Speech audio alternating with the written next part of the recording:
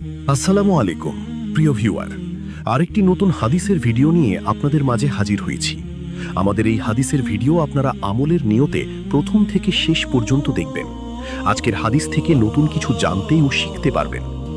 হযরত জাবের ইবনে আব্দুল্লাহ রাদিয়াল্লাহু তাআলা আনহু বলেন, আমি রাসূলুল্লাহ সাল্লাল্লাহু আলাইহি ওয়াসাল্লামকে এই ইরশাদ করিতে শুনিয়াছি যে, নামাজ ছাড়িয়া দেওয়া মুসলমানকে কুফর ও শিরক পর্যন্ত পৌঁছাইয়া দেয়। মুসলিম। ফায়দা: ওলামায়ে কিরাম এই হাদিসের কয়েকটি ব্যাখ্যা করিয়াছেন। তন্মধ্যে একটি এই যে, বেনামাজি গুনাহের কাজে নির্ভীক হইয়া যায়, এই কারণে তাহার কুফরিতে দাখিল হইয়া যাওয়ার আশঙ্কা থাকে। দ্বিতীয় এই যে, বেনামাজির জন্য বেঈমান হইয়া মৃত্যুর আশঙ্কা রহিয়াছে। মিরকাত। প্রিয় ভিউয়ার, আমাদের এই চ্যানেলটিকে সাবস্ক্রাইব করে রাখবেন, আমরা যেন আগামীতে আরো সুন্দর সুন্দর আমল ও ফজিলতপূর্ণ হাদিস নিয়ে আপনাদের মাঝে হাজির হতে পারি। আর আমাদের ভিডিওতে আপনারা লাইক, কমেন্ট, শেয়ার করবেন, আপনাদের বন্ধুদেরকে দেখার সুযোগ করে দিবেন। ধন্যবাদ।